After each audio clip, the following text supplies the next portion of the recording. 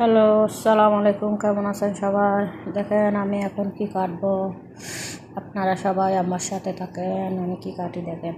আপনাদের সামনে চলে আসছি আমি আবারও। দেখেন কি করছি, একটা আপেল কাটছি, একটা মোসাম্বির কাটছি, একটা আম কাটছি, একটা হচ্ছে কমলা রেখে দিয়েছি।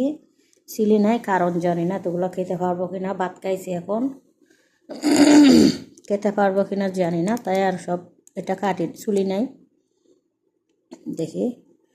তো সাথে ফ্রুট কাস্টার বানালে ভালো হতো, ম্যাঙ্গো জুস এনে।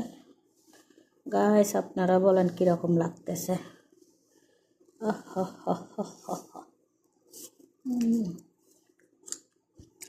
মাশাআল্লাহ, অনেক মিষ্টি, অনেক মিষ্টি, অনেক।